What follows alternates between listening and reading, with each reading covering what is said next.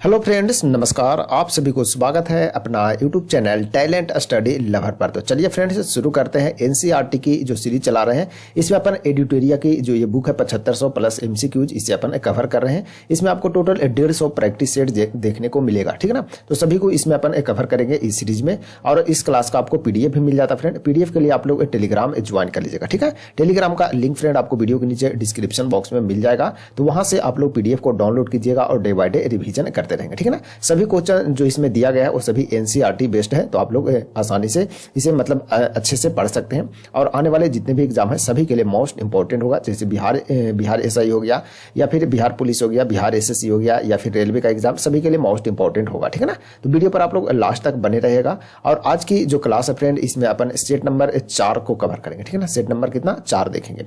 इसके पहले सेट 3 तक हो चुका है, तो सभी वीडियो आपको चैनल पर अवेलेबल है, तो आप लोग देखिएगा। और सभी क्वेश्चन को अपन डिस्कशन करते हुए भी चलते हैं। तो देखते हैं क्वेश्चन नंबर 1 से क्लास स्टार्ट करते हैं फ्रेंड्स।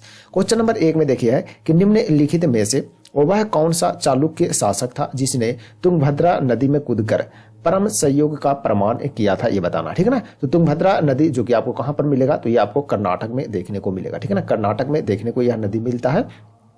और यह कर्नाटक के बाद फिर आपको कहां पर आंध्र प्रदेश में भी यह नदी बहता है, तेलंगाना में भी बहता है। और ये जो तुंगभद्रा नदी है ये कर्नाटक से निकल करके जाता है कहां, आंध्र प्रदेश में। और आंध्र प्रदेश में ये कृष्णा नदी में क्या होती है, मिल जाती है ये नदी कृष्णा नदी में, ठीक है ना। तो इस प्रकार से इसको भी ध्यान में रख सकते हैं आप लोग, ये जो पॉइंट बनता है, ठीक है। चलिए, और तुंगभद्रा नदी के तट पर एक जो सिटी स्थित है उसका नाम क्या है, हम्पी, ठीक है ना। हम्पी जो किस नदी के किनारे है, तो ये तुंगभद्रा नदी के किनारे पर ही स्थित है, तो इसे भी ध्यान में रखेगा, ठीक है। चलिए, क्वेश्चन का आंसर क्या है, तो क्वेश्चन का जो आंसर होगा फ्रेंड ये हो जाएगा आपका सोमेश्वर प्रथम, ठीक है ना। तो निम्नलिखित में से कौन सा वह चालुक्य शासक थे जिसने तुंगभद्रा नदी में कूदकर परम संयोग, ठीक है ना, परम संयोग का प्रमाण किया, तो ये सोमेश्वर प्रथम थे, जो कि ऑप्शन ए जो इसका सही आंसर हो जाएगा, ठीक है ना। सोमेश्वर प्रथम जो कि पश्चिमी चालुक्य वंश के शासक थे। किसके थे, पश्चिमी चालुक्य वंश के ये शासक थे। तो इस प्रकार से इसको भी ध्यान में आप लोग रख सकते हैं। 1068 ईस्वी में तुंगभद्रा नदी में यह कूदे थे। और परम संयोग का मतलब क्या होता है, परम जो संयोग है इसका मतलब आप लोग ध्यान में रखें फ्रेंड, धार्मिक आत्म बलिदान होता है। क्या होता है, धार्मिक आत्म बलिदान, ठीक है ना। धार्मिक आत्म बलिदान दिया था, ठीक है ना। तो इस प्रकार से ध्यान में रखेगा। और कब दिए थे, तो 1068 ईस्वी में, 1068 ईस्वी में, ठीक है ना। तो इसको भी ध्यान में रखेगा। यह जो क्रिया है वो शैव संप्रदाय की वैराग्य परंपरा से जुड़ा हुआ है, ठीक है ना। तो शैव संप्रदाय जो है उसमें वैराग्य परंपरा है, उससे यह क्रिया जो है वो जुड़ा हुआ कौन, परम संयोग परंपरा, ठीक है ना। तो इस प्रकार से ध्यान में रखना है सभी पॉइंट को। चलिए आगे बढ़ते हैं। नेक्स्ट क्वेश्चन नंबर 2 देखते हैं। अब क्वेश्चन नंबर 2 में देखिए फ्रेंड क्या है कि चोल मंदिरों में निम्नलिखित में से कौन सी उनकी प्रमुख विशेषता, ये बताना, ठीक है ना। तो चोल मंदिरों में उनकी कौन सी विशेषता जो वो प्रमुख होता है, इसके बारे में बताना है। इसका जो सही आंसर होगा फ्रेंड ये क्या हो जाएगा, सही जो आंसर होगा ये हो जाएगा आपका विमान, ठीक है ना। विमान जो हो जाएगा क्या है, तो चोल मंदिर में क्या है उसकी सबसे प्रमुख विशेषता। विमान का मतलब क्या होता है, तो विमान का मतलब होता है ऊंचा शिखर, ठीक है ना, ऊंचा शिखर। विमान का मतलब क्या होता है, ऊंचा शिखर, ठीक है ना, ऊंचा शिखर। ऊंचा शिखर होता है किसके, विमान का मतलब। तो ऑप्शन सी जो इसका सही आंसर हो जाएगा। तो इसको भी ध्यान में आप लोग रख सकते हैं। तंजावुर का जो बृहदेश्वर मंदिर है, ठीक है ना, तंजावुर में कौन सी, बृहदेश्वर मंदिर, जो कि इसी का उदाहरण है, किसका, विमान यानी कि ऊंचा शिखर का उदाहरण है। तो इस प्रकार से इसको ध्यान में रख सकते हैं। एग्जाम्पल में आप लोग ध्यान में रखें क्या, तंजावुर का बृहदेश्वर मंदिर, तंजावुर, ठीक है ना, तंजावुर का बृहदेश्वर मंदिर। कभी कभी क्वेश्चन तो यही बन जाता है कि बृहदेश्वर जो मंदिर है ये कहां पर स्थित है, तो ये आपको तंजावुर में देखने को मिलेगा, ठीक है ना। तो इस प्रकार से इसको भी ध्यान में आप लोग रखेंगे।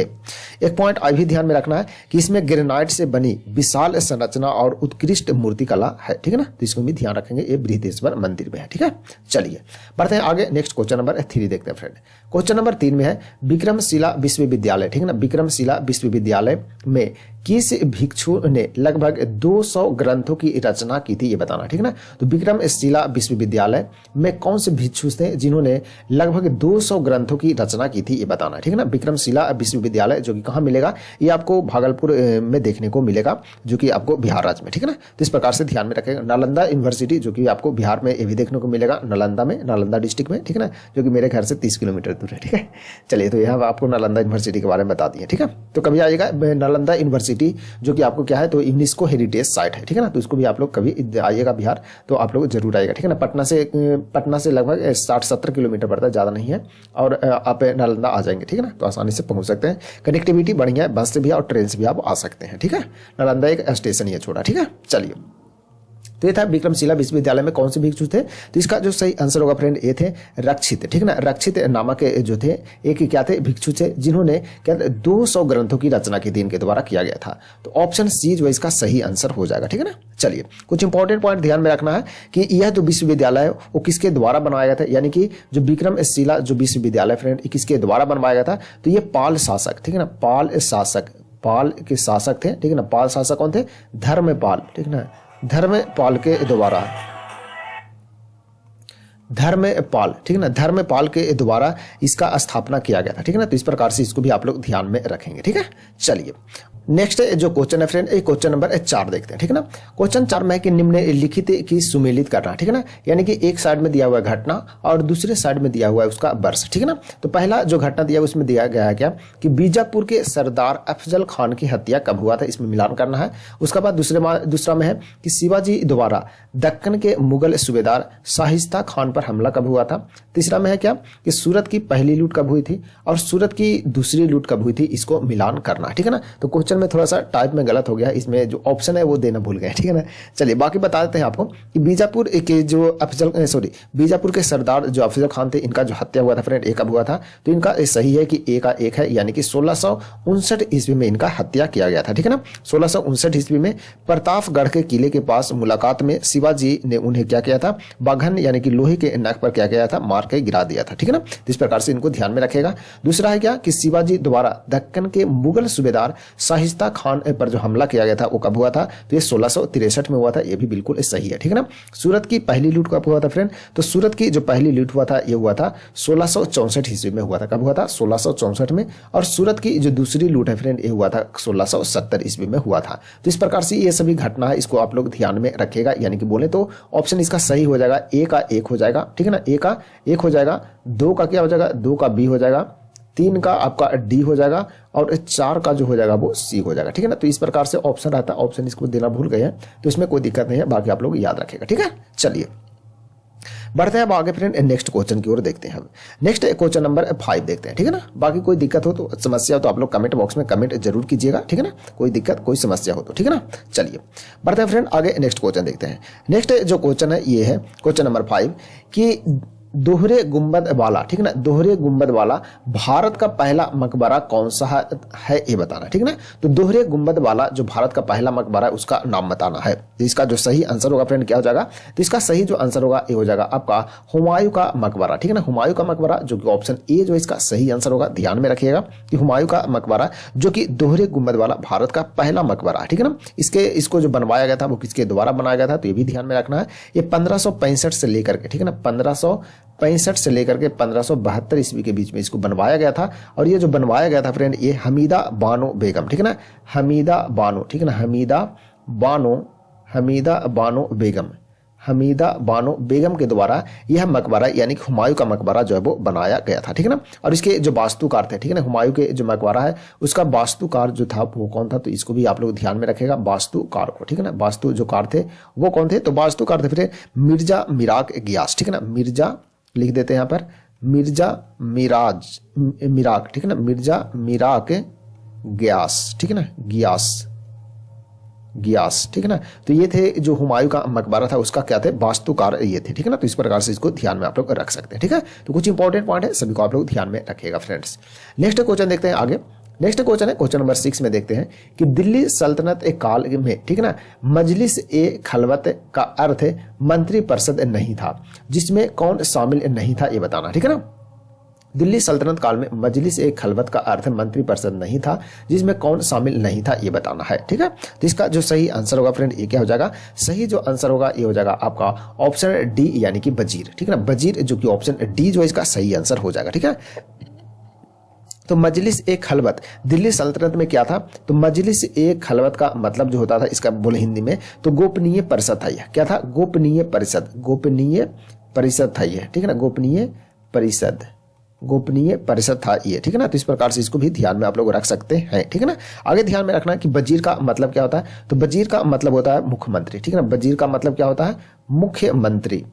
जो वर्तमान में सीएम होते हैं उसको वजीर बोल सकते हैं, ठीक है ना। तो वजीर का मतलब क्या है, मुख्यमंत्री होता था, जो कि दिल्ली सल्तनत काल के ये टाइम में बोला जाता है, ठीक है ना। तो ये सभी को आप लोग ध्यान में रखेंगे आप लोग, ठीक है। चलिए नेक्स्ट देखते हैं फ्रेंड, क्वेश्चन नंबर 7 की ओर बढ़ते हैं। क्वेश्चन नंबर 7 में कि चरक संहिता कितने अध्यायों एवं खंडों में विभाजित है ये बताना, ठीक है ना। तो चरक संहिता जो है वो कितने अध्याय और कितने खंड में विभाजित है इसके बारे में बताना, ठीक है ना। तो चरक संहिता जिसमें बताया गया है चिकित्सा, निदान और औषधि विज्ञान का विस्तृत वर्णन इसमें दिया गया है, किसमें, चरक संहिता जो पुस्तक है इसमें, ठीक है ना। तो इसको ध्यान में रखेगा। और इसमें जो टोटल अध्याय है फ्रेंड कितना है, तो टोटल 120 अध्याय है और 8 खंड है इसका, ठीक है ना। तो ऑप्शन ए जो है इसका सही आंसर होगा इस प्रकार से, तो इसको भी ध्यान में रखिएगा, ठीक है ना। चरक संहिता आयुर्वेद का एक प्रमुख ग्रंथ है, ठीक है ना। चरक संहिता जो किसका है, तो आयुर्वेद का एक प्रमुख ग्रंथ है, आयुर्वेद का, ठीक है ना। आयुर्वेद का एक क्या है, प्रमुख ग्रंथ बोला जाता है किसको, चरक संहिता को बोला जाता है, ठीक है ना। तो इस प्रकार से इसको ध्यान में रख सकते हैं आप लोग। इसे चरक और उनके शिष्य, ठीक है ना, इसको जो चरक संहिता को लिखा गया है वो किसके द्वारा लिखा गया है, तो चरक के द्वारा लिखा गया था, ठीक है ना, चरक के द्वारा। और साथ में जो इनके शिष्य थे कौन, ठीक है ना, द्विधवल, ठीक है ना, द्विधवल जो थे इनके क्या थे, शिष्य थे। तो चरक और द्विधवल के द्वारा दोनों मिलकर के ये जो पुस्तक है चरक संहिता इसको लिखा गया था, ठीक है ना। जो कि एक प्रमुख क्या है, तो आयुर्वेद का एक प्रमुख बुक है, यानी कि ग्रंथ है। इसमें चिकित्सा के बारे में, निदान के बारे में और औषधि विज्ञान के बारे में महत्वपूर्ण रूप से वर्णन किया गया, जिसमें 120 अध्याय और 8 खंड है, ठीक है। तो ध्यान रखेंगे। नेक्स्ट क्वेश्चन देखते हैं फ्रेंड, क्वेश्चन नंबर 8 की ओर बढ़ते हैं। क्वेश्चन नंबर 8 में है कि भील सेवा मंडल की स्थापना किसके द्वारा की गई थी ये बताना, ठीक है ना। तो भील सेवा मंडल, ठीक है ना, भील सेवा जो मंडल है इसकी स्थापना जो वो किसके द्वारा किया गया था ये आपको बताना है। तो भील सेवा जो मंडल है फ्रेंड, इसकी स्थापना जो है वो किसके द्वारा, सॉरी, इसके ए बी ठक्कर, ठीक है ना, ए बी ठक्कर के द्वारा किया गया था, जो कि ऑप्शन बी जो इसका सही आंसर हो जाएगा, ठीक है ना। ए बी ठक्कर, जिसे ठक्कर बापा भी बोला जाता है, ठीक है ना। इनके द्वारा भील सेवा मंडल की स्थापना किया गया था। और भील सेवा जो मंडल है फ्रेंड, इसकी स्थापना कब हुआ था, तो इसकी स्थापना 1922 ईस्वी में किया गया था। कब किया गया था, 1922 में किया गया था। इसका जो उद्देश्य था, मुख्य रूप से जो उसका उद्देश्य था वो क्या था, तो आदिवासी समाज विशेष रूप से जो भील के जो थे ना उसको शिक्षा करना, उत्थान करने और सामाजिक सुधार लाने के लिए था। मतलब भील जो जनजाति है ना, खास करके इन लोगों के लिए क्या करना, इनको शिक्षा देना और उनको उत्थान करने के लिए क्या था, सामाजिक सुधार लाने के लिए ये जो भील सेवा मंडल है वो बनाया गया था, जो कि 1922 में बनाया गया था, ठीक है ना, ए बी ठक्कर के द्वारा, ठीक है ना। और इनको पता क्या बोला जाता है, इनको इंटरेस्टिंग पॉइंट है, आदिवासियों का गांधी, ठीक है ना। आदिवासियों का गांधी किसको कहा जाता है, आदिवासियों, ठीक है ना, आदिवासियों का गांधी, ठीक है ना, आदिवासियों का गांधी, ठीक है ना। ये भी ध्यान रखेगा, बहुत बार क्वेश्चन बन जाता है कि आदिवासियों का गांधी किनको कहा जाता है, तो ए बी ठक्कर को कहा जाता है, यानी कि ठक्कर बापा को कहा जाता है, ठीक है ना। तो ये सभी को ध्यान में रखना है, ठीक है ना। चलिए नेक्स्ट क्वेश्चन नंबर 9 देखते हैं फ्रेंड, ठीक है ना। क्वेश्चन नंबर 9 जो देखते हैं उसमें क्या है, एक मिनट फिर से कर लेता हूं इसको ना।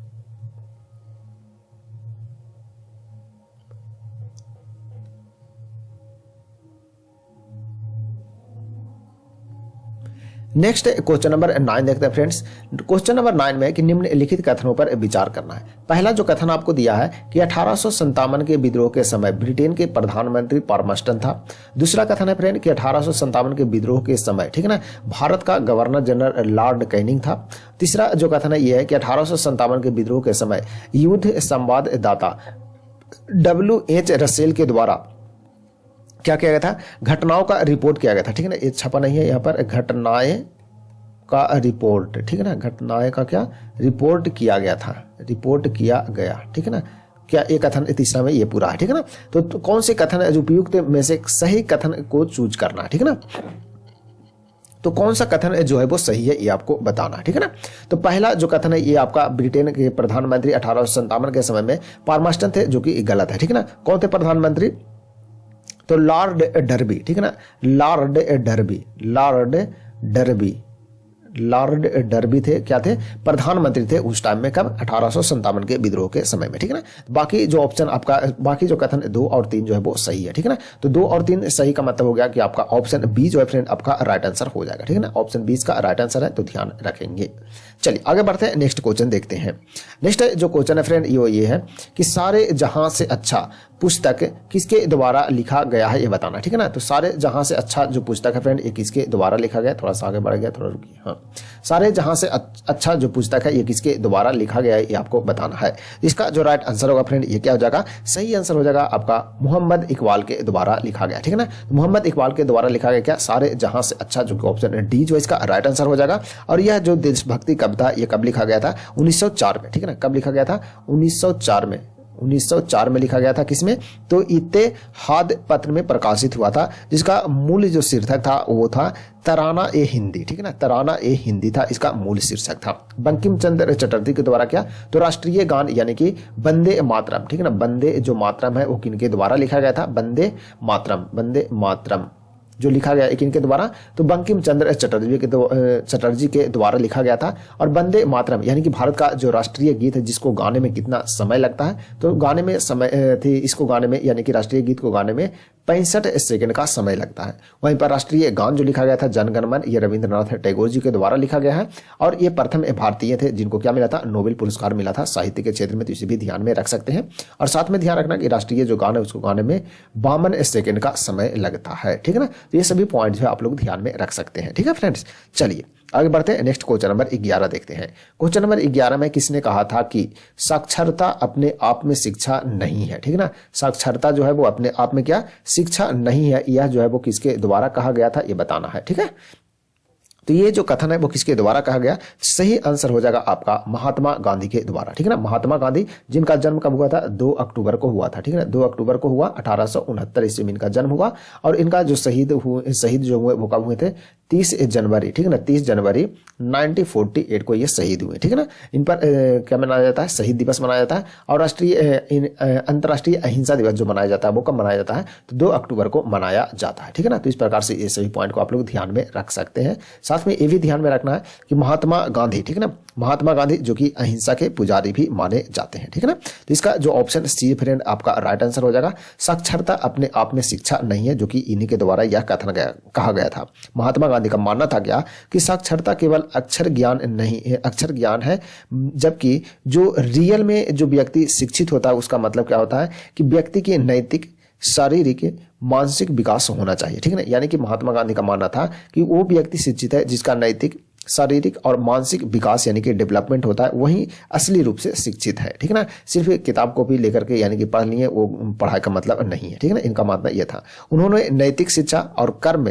आधारित शिक्षा पर ज्यादा बल दिया था, ठीक है ना। कौन, महात्मा गांधी। यानी कि महात्मा गांधी ज्यादा से ज्यादा जो बल देते थे, जोर देते थे, वो नैतिक शिक्षा पर देते थे और साथ में कर्म आधारित जो शिक्षा है उस पर देते थे, ठीक है ना। तो इस प्रकार से इनके द्वारा यह कथन कहा गया था, तो आप लोग ध्यान में रखेंगे। चलिए आगे बढ़ते हैं, नेक्स्ट क्वेश्चन देखते हैं फ्रेंड। नेक्स्ट जो क्वेश्चन है, क्वेश्चन नंबर 12 में ये है कि सीधी कार्यवाही दिवस यानी कि डायरेक्ट एक्शन डे, ठीक है ना, की घोषणा किसने की थी, ये बताना, ठीक है ना। तो डायरेक्ट एक्शन की घोषणा जो है वो किसके द्वारा किया गया था, ये आपको बताना है। इसका जो राइट आंसर होगा क्या होगा, 1 मिनट थोड़ा ज्यादा ही बढ़ जा रहा है। चलिए, सीधी कार्यवाही दिवस यानी कि डायरेक्ट एक्शन डे, ठीक है ना, कि घोषणा किसने किया था ये बताना, यानी कि किसके द्वारा किया गया था। सही आंसर क्या होगा फ्रेंड, सही जो आंसर होगा ये हो जाएगा आपका मोहम्मद अली जिन्ना के द्वारा किया गया था, ठीक है ना। तो ऑप्शन ए जो इसका सही आंसर हो जाएगा। और घोषणा जो किया गया था ये कब किया गया था, तो 16 अगस्त, ठीक है ना, 16 अगस्त 1946 को, यानी कि 16 अगस्त 1946 को इनके द्वारा घोषणा किया गया था सीधी कार्यवाही दिवस के रूप में। उद्देश्य क्या था इसमें, उद्देश्य ये था, यानी कि जो पर्पज था ये था कि मुसलमानों के लिए अलग पाकिस्तान की मांग का समर्थन करना, ठीक है ना। तो मुसलमानों के लिए अलग जो पाकिस्तान है उसको मांग करने में समर्थन करने के लिए ये जो डायरेक्ट कार्यवाही दिवस जो है वो घोषणा किया गया था मोहम्मद अली जिन्ना के द्वारा, जिसके कारण क्या हुआ था कि कोलकाता में भयंकर सांप्रदायिक दंगा हो गया था, जिसमें बहुत सारे लोग भी मारे भी गए थे, ठीक है ना। तो इस प्रकार से ध्यान में रखेगा, उनके जिम्मेवार कौन थे, मोहम्मद अली जिन्ना, ठीक है। चलिए बढ़ते हैं आगे नेक्स्ट क्वेश्चन की ओर। अब नेक्स्ट क्वेश्चन नंबर 13 देखते हैं।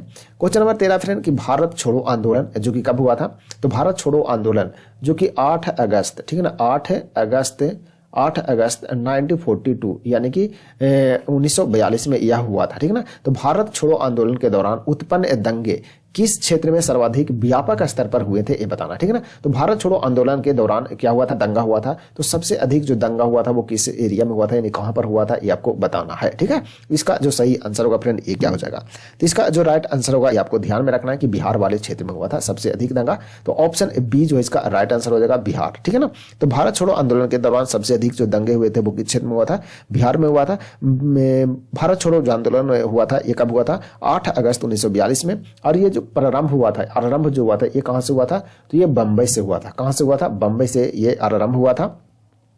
बिहार में जयप्रकाश नारायण यानी कि जेपी नारायण और डॉक्टर राजेंद्र प्रसाद ने इसका क्या किया था, आंदोलन का नेतृत्व किए थे, ठीक है ना। तो जब जेपी नारायण यानी कि जयप्रकाश नारायण और डॉक्टर राजेंद्र प्रसाद के द्वारा बिहार में इसका क्या किया गया था, तो इसका जो नेतृत्व है वो किया गया था भारत छोड़ो आंदोलन का, ठीक है ना।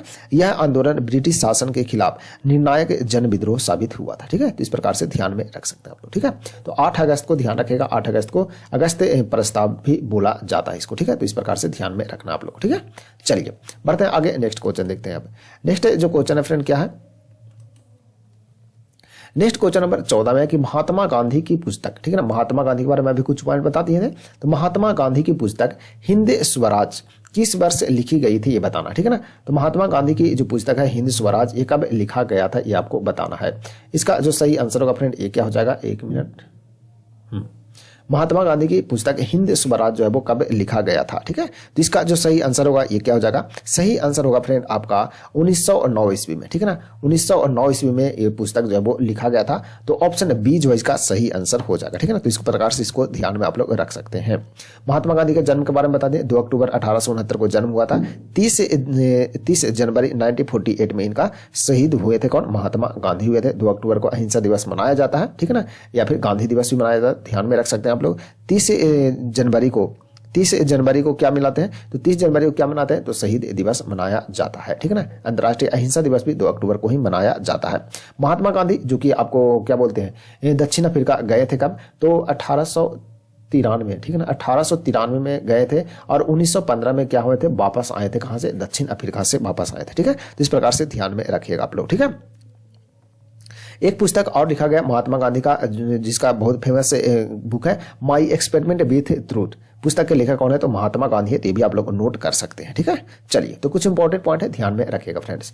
नेक्स्ट क्वेश्चन नंबर 15 देखते हैं। 15 नंबर क्वेश्चन है कि भारतीय दंड संहिता इंडियन पैनल कोड जिसका शॉर्टकट क्या है, आईपीसी जिसको बोलते हैं, ठीक है ना, जो 1860 में अधिनियमित हुई उसका मसौदा तैयार करने वाले आयोग की अध्यक्षता किसने की थी ये बताना है, ठीक है ना। तो इस प्रकार से ध्यान में रखना है कि भारतीय दंड संहिता यानी कि आईपीसी जो कि 1860 में क्या हुआ था, अधिनियमित हुई थी।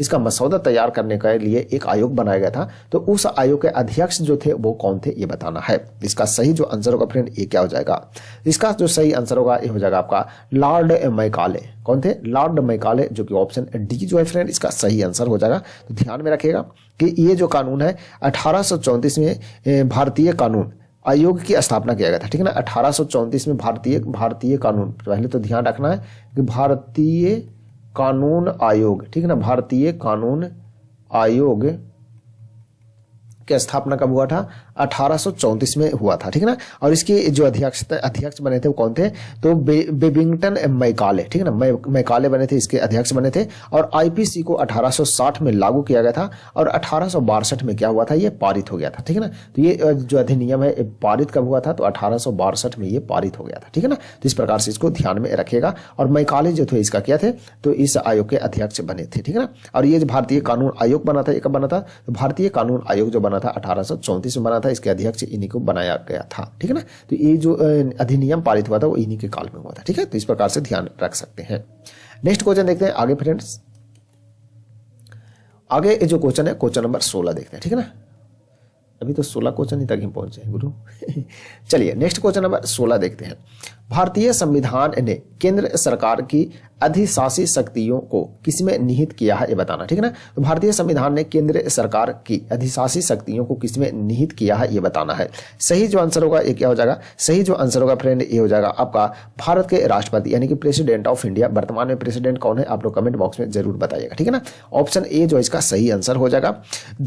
अनुच्छेद 53, ठीक है, अनुच्छेद 53 के अनुसार कार्यकारी शक्ति जो है वो राष्ट्रपति में निहित होता है। कौन से अनुच्छेद के तहत, तो अनुच्छेद जो है वो 53, ठीक है ना, अनुच्छेद 53 के तहत, ठीक है ना। तो इस प्रकार से ध्यान में आप लोग रख सकते हैं। राष्ट्रपति जो होते हैं वो क्या होते हैं, प्रमुख है, राष्ट्र के तो प्रमुख होते हैं लेकिन नाम मात्र के होते हैं, जबकि रियल में जो प्रमुख होते हैं वो कौन होते हैं, पीएम होते हैं, यानी कि प्रधानमंत्री। वास्तविक जो प्रमुख होते हैं वो कौन होते हैं, प्रधानमंत्री होते हैं, जो कि प्रधानमंत्री क्या होते हैं, मंत्रिपरिषद एक क्या होते हैं, एक मुखिया होते हैं, ठीक है। तो इस प्रकार से ध्यान में आप लोग रख सकते हैं, ठीक है। चलिए नेक्स्ट क्वेश्चन देखते हैं, क्वेश्चन नंबर 17 कि भारत के संविधान में अंतर्राष्ट्रीय शांति और सुरक्षा के संवर्धन का उल्लेख किसमें किया गया है, ये बताना, ठीक है ना। तो भारत में अंतर्राष्ट्रीय शांति और सुरक्षा के संवर्धन में उल्लेख किसमें किया गया था, ये बताना है।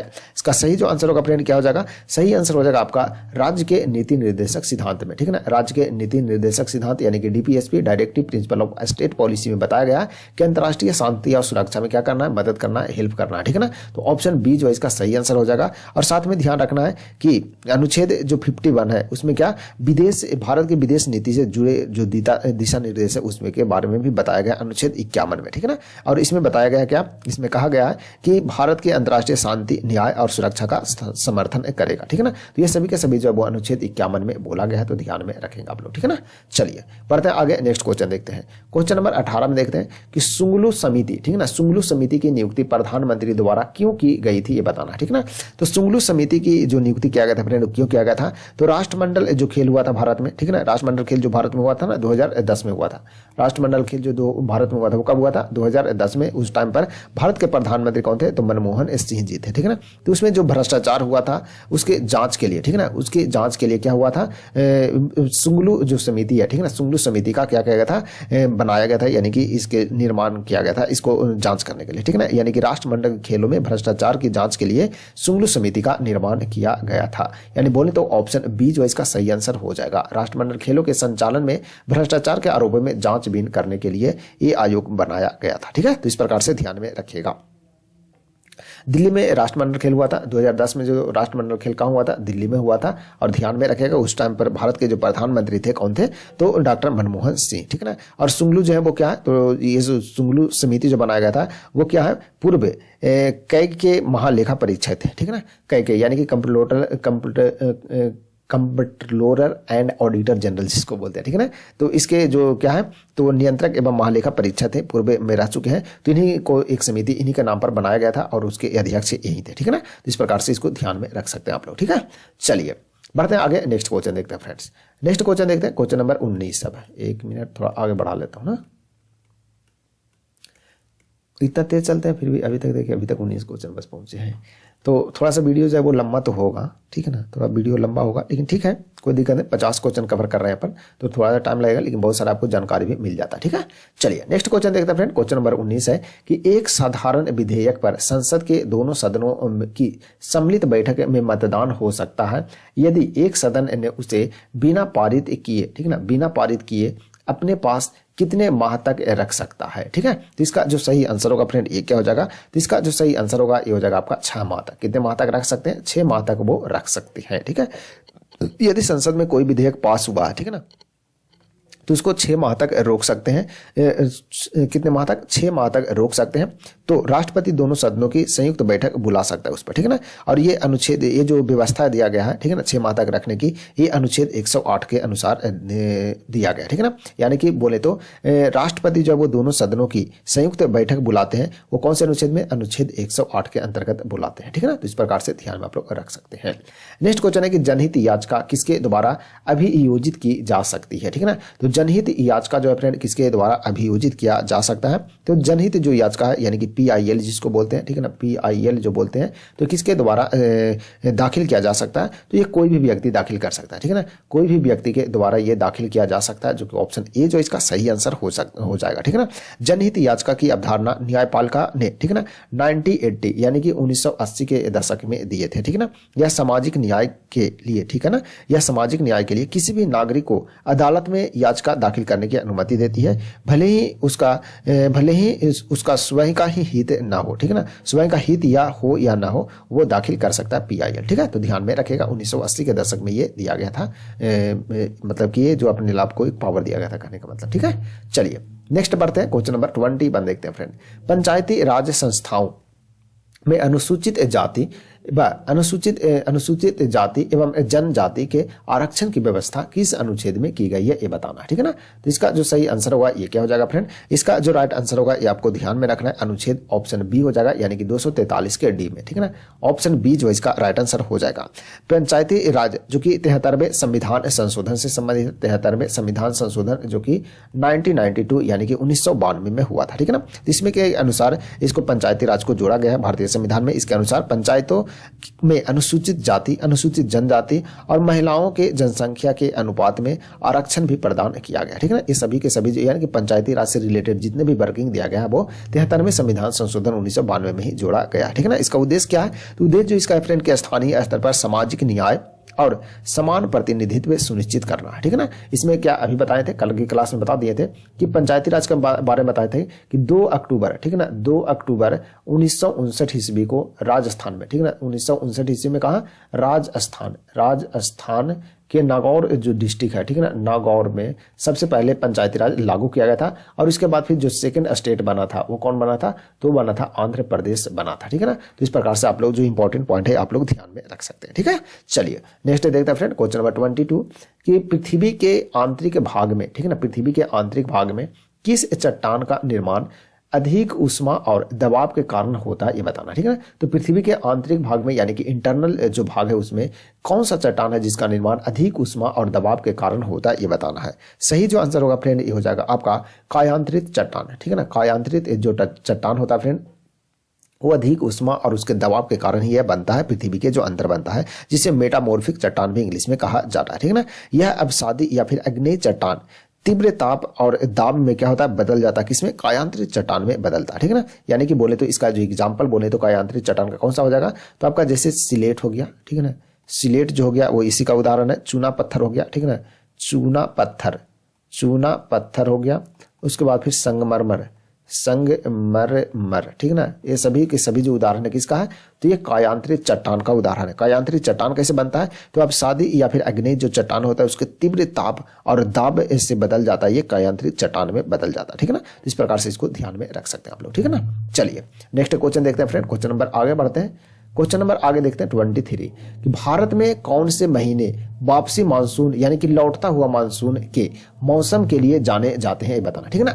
तो भारत में कौन से महीने में वापसी मानसून होता है यानी कि लौटता हुआ मानसून आता है, तो उसमें बारिश होता है, ठीक है ना। तो कौन से महीने में लौटता है, देखते होंगे कि ठंडी के जब मौसम आता है तो उसमें देखते हैं कि चेन्नई में एक बार में कुछ साल पहले जो बाढ़ आया था, यानी कि बोले तो साउथ इंडिया में उसमें बहुत ज्यादा बारिश होता है, क्योंकि जब मानसून लौटता है तो उधर ही बारिश होता है, क्योंकि मानसून आता है कहाँ से, साउथ इंडिया से इधर आता है, यानी कि केरला से लेकर के इधर तक आता है मानसून, फिर लौटेगा तो उधर नहीं लौटेगा, तो लौटते टाइम में उधर बारिश होता है, ठीक है ना। तो कौन से टाइम में ये बारिश होता है इसके बारे में आपको बताना है। तो सही जो आंसर होगा फ्रेंड ये हो जाएगा आपका अक्टूबर नवंबर, ठीक है ना। अक्टूबर और नवंबर का जो महीना है ये लौटने वाला यानी कि मानसून लौटने वाला टाइम है, और जब लौटता है तो उधर बारिश होते हुए लौटता है वो। तो ऑप्शन ए जो इसका सही आंसर हो जाएगा, इस प्रकार से ध्यान में रखेगा। इसको बोलते हैं दक्षिण पश्चिम मानसून, ठीक है ना। जो रिटर्न मानसून होता है उसको क्या बोलते हैं, दक्षिण पश्चिम मानसून बोलते हैं, जिसे वापसी मानसून भी कहा जाता है, ठीक है ना। तो जो वापसी मानसून होता है उसको क्या बोलते हैं, दक्षिण पश्चिम, ठीक है ना, दक्षिण पश्चिम मानसून इसको बोला जाता है। तो ध्यान में रखें, कई बार क्वेश्चन बन जाता है जो कि अक्टूबर नवंबर में होता है, जिसमें आपको तमिलनाडु, आंध्र प्रदेश, पुदुचेरी ये सभी एरिया में आपको बारिश का भयानक बारिश देखने को मिल जाता है, ठीक है ना। तो अपने साइड में ठंडी रहता है, लेकिन उधर साइड में तो ठंडी रहता नहीं है। साउथ इंडिया में आप जाइएगा तो उधर ठंडी नहीं मिलेगा आपको, ठीक है ना। जैसे कि प्रायद्वीपीय भारत में आप कहीं भी जाइएगा तो आपको जो है वो ठंडी नहीं देखने को मिलेगा, क्योंकि समुद्र के किनारे है, ठीक है ना, इसलिए वहाँ पर ठंडी नहीं पड़ता हमेशा। चाहे आप मुंबई में चले जाइए, चाहे आप चेन्नई चले जाइए, आंध्र प्रदेश चले जाइए, आपको उधर ठंडी कभी नहीं मिलेगा। आप ठंडी के मौसम में जाएंगे तो वहाँ पर गर्मी लगेगा आपको, ठीक है ना। नहीं विश्वास है तो कभी आप एक बार जाके देख लीजिएगा। मैं तो एक बार जाके देख कर लिया हूँ। चलिए फ्रेंड आगे बढ़ते हैं, नेक्स्ट क्वेश्चन देखते हैं। यहाँ पर नेक्स्ट क्वेश्चन देखते हैं, क्वेश्चन नंबर 24। बताइएगा कि आप लोगों को कैसा लग रहा है क्लास अच्छा लगे तो अपने दोस्तों के साथ में जरूर शेयर कीजिएगा, ठीक है ना। क्योंकि आने वाले जितने भी एग्जाम है सभी के लिए इंपॉर्टेंट क्लास है, और एनसीईआरटी क्लास है, तो आपको इसमें आपको बेस भी आपको तैयार हो जाएगा, ठीक है ना। चलिए नेक्स्ट क्वेश्चन देखते हैं कि पीर पंजाल श्रेणी अवस्थित है, ठीक है ना। तो पीर पंजाल जो श्रेणी है फ्रेंड वो कहाँ पर स्थित है, किसमें स्थित है ये आपको बताना है, ठीक है ना। तो पीर पंजाल जो श्रेणी है ये हिमालय का पार्ट है, और हिमालय में भी बोला जाए तो लघु हिमालय में, ठीक है ना, लघु हिमालय में ये स्थित है, ठीक है ना। किसमें स्थित है, तो ये लघु हिमालय में स्थित है, जो कि ऑप्शन ए जो इसका राइट आंसर हो जाएगा। पीर पंजाल श्रृंखला जो कि लघु हिमालय का एक हिस्सा है, और यह जो हिस्सा है आपको कश्मीर और हिमाचल प्रदेश से होकर गुजरती है, ठीक है ना। यह जो पीर पंजाल है कहाँ से कहाँ, कहाँ, तो ये कश्मीर और हिमाचल प्रदेश से होकर गुजरती है। यह हिमालय की सबसे लंबी पर्वत श्रृंखला मानी जाती है। पीर पंजाल जो है वो क्या है, हिमालय की सबसे लंबी श्रृंखला, ठीक है ना, सबसे लंबी श्रृंखला जो है इसको माना जाता है, लंबी श्रृंखला, ठीक है ना, लंबी श्रृंखला जो है किसको माना जाता है, तो पीर पंजाल श्रेणी को माना जाता है और बर्फ से ढकी हुई घाटियों में विभाजित कर दिया गया, ठीक है ना। तो इस प्रकार से ध्यान में रखेगा पीर पंजाल के बारे में। चलिए आगे बढ़ते हैं, नेक्स्ट क्वेश्चन देखते हैं फ्रेंड्स। नेक्स्ट क्वेश्चन नंबर 25 देखते हैं क्या है कि असम वर्षा एक शब्द है जिसका उपयोग डैश के लिए किया जाता है, ठीक है ना। तो असम वर्षा जो है वो एक शब्द है, वो किसके लिए उपयोग किया जाता है, ये इसके बारे में आपको बताना है, ठीक है ना। तो इसका जो सही आंसर होगा फ्रेंड क्या हो जाएगा, तो इसका होता है शीतकालीन वर्षा, ठीक है ना। शीतकालीन यानी कि शीतकाल के समय में जो वर्षा होता है उसको असम वर्षा बोला जाता है। इसमें क्या होता है कि इसमें गेहूं हो गया और जो भी रबी फसल होता है ना उसमें क्या होता है, बहुत फायदा होता है, ठीक है ना। इसीलिए उसको असम फसल बोला जाता है, असम वर्षा कहा जाता है, जो कि पश्चिमी विक्षोभ के कारण उत्तर भारत में सर्दी में वर्षा होती है, ठीक है ना। उत्तर भारत में यानी कि नॉर्थ इंडिया में बोला जाए, यानी कि अपने एरिया में बोले तो यूपी बिहार उत्तराखंड वाले जो एरिया है ना, इधर बारिश होता है शीतकाल में, उसी को असम वर्षा बोला जाता है। इसमें आपको जो रबी फसल बोए जाते हैं जैसे कि हो गया गेहूं हो गया चना हो गया, ये सभी को क्या होता है, फायदा होता है इसमें, ठीक है ना। इस प्रकार से ध्यान में आप लोग रख सकते हैं। नेक्स्ट क्वेश्चन देखते हैं फ्रेंड, क्वेश्चन नंबर 26 में है क्या कि वह कौन सा आकाशीय पिंड है जो परिभ्रमण, ठीक है ना, परिभ्रमण और परिक्रमण लगभग समान समयावधि में पूरा करता है, ठीक है ना। यानी कि परिभ्रमण भी पूरा कर लेता है और परिक्रमण भी कर लेता है, जो कि लगभग क्या करता है, समान टाइम में दोनों को दोनों पूरा कर लेता है, ठीक है ना। तो इस प्रकार से इसको ध्यान में आप लोग रख सकते हैं। तो कौन है ये, तो इसका जो सही आंसर होगा फ्रेंड ये क्या हो जाएगा, ठीक है, तो आपको बताना है। चलिए 1 मिनट, हाँ, इसका जो राइट आंसर होगा फ्रेंड कौन सा हो जाएगा, तो कौन सा आकाशीय पिंड है, सही आंसर हो जाएगा आपका इसका चंद्रमा, ठीक है ना। चंद्रमा जो है फ्रेंड यानी कि अपने अक्ष पर यानी कि दोनों जो परिक्रमा यानी कि पृथ्वी का परिक्रमा करता है और अपने अक्ष पर भी परिक्रमा करता है, ठीक है ना। तो जो रोटेशन का जैसे बोलते हैं ना, रोटेशन करना, तो चंद्रमा अपनी धुरी पर घूमता है जिसको क्या बोलते हैं, रोटेशन कहा जाता है, ठीक है ना। और क्या बोलते हैं, रेवोल्यूशन जिसको बोलते हैं परिक्रमा बोलते हैं। तो परिक्रमा जो करता है वो पृथ्वी की परिक्रमा करता है। तो दोनों के दोनों जो लगभग है वो कितने दिन में कर लेता है चंद्रमा, तो लगभग 27.5 यानी कि 27.3 दिन में लगभग पूरा कर लेता है, ठीक है ना। इसीलिए इसको बोला जाता है क्या, इसीलिए इसको बोला जाता है समान समयावधि में ये क्या करता है, समकालिक घूर्णन इसको कहा जाता है, ठीक है ना। क्या बोला जाता है इसको, समकालिक घूर्णन इसी को बोला जाता है, ठीक है ना। यानी कि जो अपने अक्ष पर और दूसरे की जो परिक्रमा कर रहा है यानी कि परिभ्रमण और परिक्रमण काल जो लगभग समान अवधि में पूरा करता है उसको क्या बोला जाता है, तो उसको बोला जाता है समकालिक घूर्णन। क्या बोलते हैं उसको, समकालिक, ठीक है ना, समकालिक घूर्णन उसको कहा जाता है, ठीक है ना। तो इस प्रकार से क्वेश्चन बनता है, ये भी ध्यान में रखेगा। और यही कारण है, ठीक है ना, लगभग समान समय में परिक्रमण यानी कि रोटेशन और रिवोल्यूशन ये दोनों समान समय में कर लेता है चंद्रमा। इसीलिए चंद्रमा का केवल एक ही भाग जो है वो क्या पड़ता है, दिखाई पड़ता है, क्योंकि पृथ्वी भी घूम रहा है और पृथ्वी के क्या कर रहा है, चंद्रमा भी घूम रहा है और चंद्रमा के चक्कर भी लगा रहा है। तो हमेशा जितना भाग दिखाई दे रहा है वही दिखाई देते रहता है, पूरा दिखाई नहीं देती। यदि स्पीड कमेगा यानी कि स्पीड कम रहता तब दिखाई दे देता, ठीक है ना, लेकिन नहीं दिखाई देता इसलिए, ठीक है, क्योंकि समान समय में भी पूरा कर रहा है तो कैसे दिखाई देगा, जो दिखाई दे रहा है वही दिखाई देते रह जाता है हमेशा। इसलिए चंद्रमा इसका जो है वो सही आंसर हो जाएगा। पृथ्वी को आपको नीला ग्रह जानते हैं, पृथ्वी को नीला ग्रह के रूप में जाना जाता है। शुक्र ग्रह को क्या बोलते हैं, तो पृथ्वी का बहन या फिर जुड़वा ग्रह भी बोला जाता है। सुबह का तारा शाम का तारा भी इसी को बोला जाता है शुक्र का, और सबसे गर्म ग्रह भी शुक्र ही है। मंगल ग्रह जिसे लाल ग्रह के नाम से भी जाना जाता है। चलिए नेक्स्ट देखते हैं फ्रेंड, क्वेश्चन नंबर 27 देखते हैं। यदि मांस, ठीक है ना, यदि मांस को 140 डिग्री सेल्सियस से अधिक पर पकाया जाता है तो निम्नलिखित में से कौन सी अभिक्रिया होती है ये बताना है। इसका जो सही आंसर होगा फ्रेंड ये क्या हो जाएगा, सही आंसर हो जाएगा उसको क्या बोलेंगे, तो उसको बोलेंगे मेलार्ड अभिक्रिया। क्या बोलेंगे उसको, मेलार्ड अभिक्रिया बोलेंगे, जो कि ऑप्शन सी जो इसका राइट आंसर हो जाएगा, ठीक है ना। मेलार्ड जो अभिक्रिया होता है यानी कि मेलार्ड जो रिएक्शन होता है फ्रेंड, उसमें प्रोटीन और शर्करा के बीच में क्या होता है, होने वाली जो रासायनिक प्रतिक्रिया है ये वो होता है, ठीक है ना। मेलार्ड अभिक्रिया में क्या होता है, प्रोटीन और शर्करा के बीच में एक रासायनिक प्रक्रिया होता है, उसी को क्या बोलते हैं, मेलार्ड अभिक्रिया उसको कहा जाता है, ठीक है ना।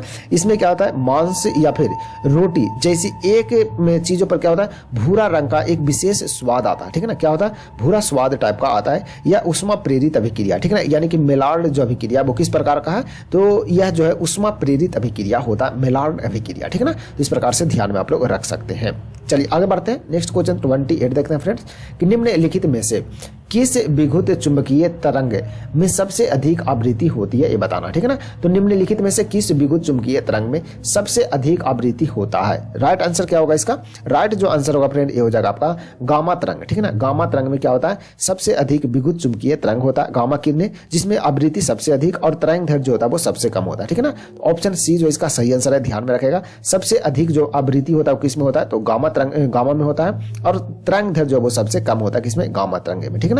ये परमाणु विकिरण या फिर नाभिकीय अभिक्रियाओं से क्या होता है, उत्पन्न होता है कौन, गामा तरंग, ठीक है ना। इसका जो उपयोग है कहां पर होता है, तो कैंसर उपचार में यानी कि रेडियोथेरेपी में और सैन्य अनुसंधान में इसका जो गामा किरण है ना इसका उपयोग किया जाता है। तो ध्यान में रखेगा, कैंसर के उपचार में भी इसका, कैंसर उपचार में, ठीक है ना, कैंसर उपचार में इसका यूज किया जाता है, ठीक है। तो ये सभी पॉइंट है, इसको ध्यान में आप लोग रखिएगा। पराबैंगनी किरण जिसे अल्ट्रा वायलेट किरण भी कहा जाता है, पराबैंगनी किरण जो कि आपके सूर्य का जो प्रकाश है फ्रेंड, सन का जो लाइट आता है ना उसमें क्या होता है, पराबैंगनी विकिरण आता है यानी कि अल्ट्रा वायलेट किरण आता है। जब पृथ्वी पर आ जाता है तो क्या होता है, बहुत सारे रोग जो है वो नुकसान पहुंचाता है, यानी कि त्वचा कैंसर और बहुत सारे रोग त्वचा को नुकसान पहुंचाने का ये काम करता है। इसलिए बीच में क्या है, ओजोन परत है, ठीक है ना।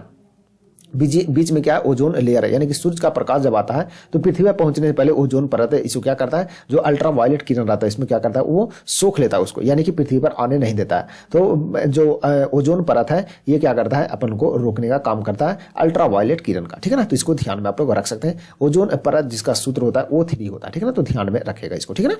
चलिए बढ़ते हैं आगे, नेक्स्ट क्वेश्चन देखते हैं फ्रेंड्स। अब नेक्स्ट क्वेश्चन नंबर 29 की ओर बढ़ते हैं अब, ठीक है ना। 29 में देखिए कि निम्नलिखित में से किन कारणों से इंद्रधनुष का निर्माण होता है, ठीक है ना। तो इंद्रधनुष का जो निर्माण होता है फ्रेंड वो किन कारण से होता है ये आपको बताना है। तो इसका जो सही आंसर होगा ये क्या हो जाएगा, इंद्रधनुष में टोटल कितने रंग होता है, तो टोटल 7 रंग होता है, ठीक है ना। टोटल 7 रंग होता है, बैजानी, ठीक है ना, पीनाला, ठीक है ना, बैजानी पीनाला, 1 2 3 4 5 6 7, बैगनी, जामुनी, नीला, हरा, पीला, नारंगी और लाल, ठीक है ना। तो इस प्रकार से इसको आप लोग ध्यान में रख सकते हैं। बैजानी पीनाला इसका शॉर्टकट है याद रखने के लिए, ठीक है ना। तो बैजानी पीनाला जो कि 7 रंगों का क्या होता है, इंद्रधनुष में मिक्स होता है, ठीक है ना। तो इंद्रधनुष जो बनता है वो निर्माण जो होता है वो किस कारण से बनता है, तो ये प्रकाश का अपवर्तन, परावर्तन और प्रकीर्णन, इसमें तीनों यूज होता है, तभी ये क्या बनता है, इंद्रधनुष बनता है, जो कि ऑप्शन ए जो इसका सही आंसर हो जाएगा फ्रेंड्स, ठीक है ना। तो इस प्रकार से इसको ध्यान में रखेगा। जब क्या होता है, सूर्य के विपरीत दिशा में प्रायः वर्षा के बाद यह दिखाई देता है, ठीक है ना। जब दिन में वर्षा होता है ना उस टाइम में कभी कभी दिखाई देता है। अभी तक तो हम देखे नहीं है लेकिन देखेंगे कभी, ऐसा मिले तो फोटो खींचूंगा मैं, ठीक है ना। चलिए तो आप लोग भी कभी देखिएगा तो फोटो खींच के जरूर शेयर कीजिएगा, ठीक है ना, इंद्रधनुष को। मैं तो अभी तक देखा नहीं हूँ। चलिए तो ये कुछ इंपॉर्टेंट पॉइंट है, ध्यान में रखिएगा आप लोग। नेक्स्ट क्वेश्चन नंबर 30 देखते हैं फ्रेंड्स। क्वेश्चन नंबर 30 में एक बुलेट प्रूफ जैकेट के निर्माण में आमतौर पर निम्नलिखित में से किस सिंथेटिक फाइबर का उपयोग किया जाता है। तो सिंथेटिक फाइबर कौन सा है जिसका उपयोग बुलेट प्रूफ जैकेट बनाने में किया जाता है, ये बताना है। इसका जो राइट आंसर होगा ये क्या होगा, राइट आंसर होगा फ्रेंड आपका केबलर, ठीक है ना। केबलर जो कि क्या है, एक सिंथेटिक फाइबर है जिसका उपयोग बुलेट प्रूफ जैकेट बनाने में किया जाता है, ठीक है ना। तो इस प्रकार से इसको ध्यान में रखेगा, क्यों, क्योंकि यह मजबूत होता है, बहुत मजबूत होता है, साथ में क्या होता है, हल्का भी होता है, ठीक है ना। तो केबलर जो है वो क्या है, सिंथेटिक फाइबर है जो कि हल्का के साथ साथ मजबूत भी होता है, ठीक है ना। यह क्या है, तो एरोमेटिक पॉलीएमाइड का समूह है, ठीक है ना, एरोमेटिक, ठीक है ना, एरोमेटिक पॉलीएमाइड, ठीक है ना, पॉलीएमाइड, एरोमेटिक पॉलीएमाइड का क्या है, इस समूह का है कौन, केबलर, ठीक है ना। तो इसका उपयोग जब कहां पर होता है, तो बुलेट प्रूफ जैकेट बनाने में, हेलमेट बनाने में, फिर एरोस्पेस जो उपकरण होता है, एयर स्पेस जो उपकरण होता है, जैसे कि अंतरिक्ष में जाते हैं ना, अंतरिक्ष यात्री जो अंतरिक्ष में जाते हैं तो उसमें कुछ जो सामान होता है वो भी बनाना, एयर स्पेस का जो उपकरण बनाया जाता है उसमें भी इसका वही उपयोग किया जाता है केबलर का, क्योंकि ये हल्का भी होता है और मजबूत भी होता है इसीलिए, ठीक है ना। इस प्रकार से ध्यान में रख सकते हैं आपको। नेक्स्ट क्वेश्चन नंबर 31 देखते हैं। प्रति ऊर्ध्वपातन, ठीक है ना, प्रति ऊर्ध्वपातन की अभिक्रिया में डैश में परिवर्तित होता है, ठीक है ना। तो प्रति ऊर्ध्वपातन की अभिक्रिया में किस में परिवर्तित होता है ये आपको बताना है। सही जो आंसर होगा फ्रेंड क्या होगा, ठोस गैस में परिवर्तित होता है। ठोस जो होता है क्या होता है, गैस में परिवर्तित होता है, इसलिए ऑप्शन बी जो इसका राइट आंसर होगा। तो ध्यान में रखेंगे, इसमें ऊर्ध्वपातन में क्या होता है, ऊर्ध्वपातन जो प्रक्रिया होता है जिससे कि कपूर हो गया, ठीक है ना, कपूर इसका बेस्ट एग्जाम्पल है कपूर, ठीक है ना। क्या होता है, ठोस होता है, इसको आप जलाइएगा तो सीधा क्या होता है, एक गैस में परिवर्तित हो जाता है, ठीक है ना। ठोस जो सीधा क्या होता है, गैस में परिवर्तित होता है। उसके बाद में आपका हो गया आयोडीन भी हो गया, इसी का एग्जाम्पल हो गया आयोडीन, ठीक है ना, आयोडीन, ठीक है ना, आयोडीन हो गया। ये सभी के सभी जो है वो इसका एग्जाम्पल है। एक हो गया आपका नेप्थिलिन की गोली, ठीक है ना, ये सभी जो है वो किसका उदाहरण है, तो ये आपको ऊर्ध्वपातन का उदाहरण है, ठीक है ना, तो ध्यान में रखेगा। जो कि किसी भी चीज जिसको जलाते हैं सीधा गैस में परिवर्तित होता है उसको क्या बोलते हैं, ऊर्ध्वपातन विधि बोलते हैं, यानी कि ऊर्ध्वपातन बोला जाता है उसको, ठीक है ना, तो ध्यान में आप लोग रख सकते हैं। नेक्स्ट क्वेश्चन नंबर 32 को और बढ़ते हैं आप, एक मिनट थोड़ा सा आगे कर लूँ, एक मिनट, हाँ। नेक्स्ट क्वेश्चन नंबर 32 है फ्रेंड कि डैश का उपयोग श्वास परीक्षण में शराबी चालकों की जांच के लिए किया जाता है, ठीक है ना, तो शराब पी करके जो चालक गाड़ी चलाते हैं उसको जांच करने के लिए श्वास में परीक्षण किया जाता है, तो किसका प्रयोग किया जाता है उसमें ये बताना है, ठीक है ना। तो देखते होंगे पुलिस एगो पंप लेकर के खड़े हो जाते हैं, बोलते फूको, तो फूको है कि नहीं, यदि पिए हो तो आपको पकड़ा जाएगा वहां पर, ठीक है ना। तो इसमें किसका प्रयोग किया जाता है ये बताना है आपको, ठीक है ना। तो इसका जो सही आंसर होगा फ्रेंड ये हो जाएगा आपका ऑप्शन सी, यानी कि पोटेशियम डाइक्रोमेट का प्रयोग किया जाता है, ठीक है ना, पोटेशियम डाइक्रोमेट का प्रयोग किया जाता है, जिसमें क्या होता है श्वास परीक्षण किया जाता है जो शराबी चालक होते हैं ना उनके लिए, ठीक है ना। तो ऑप्शन सी जो इसका सही आंसर हो जाएगा, ठीक है ना। तो इस प्रकार से आप लोग ध्यान में इसको रखिएगा। ये जो है यह एथेनॉल यानी कि शराब के साथ प्रतिक्रिया करता है और इसका जो कलर होता है ना वो नारंगी से हरा हो जाता है, ठीक है ना, ये जो रहता है वो नारंगी कलर का रहता है, लेकिन जैसे ही आप शराब पिए रहेंगे तो इसका जो क्या होता है एथेनॉल रहता है शराब में, तो इस शराब के साथ में प्रतिक्रिया करता है और क्या बन जाता है ये हरा रंग का हो जाता है, ठीक है ना। और हरा रंग का हो गया तो आपको भी ग्रीन सिग्नल मिल जाएगा सीधे अंदर की ओर, ठीक है ना। तो आप इस प्रकार से ध्यान में रखेगा, यानी कि शराब पी कर गाड़ी नहीं चलाना, ठीक है। इस सभी क्रिया से पता चलता है कि व्यक्ति शराब पिया है या फिर नहीं पिया है, ठीक है ना, तो ध्यान में रखना है।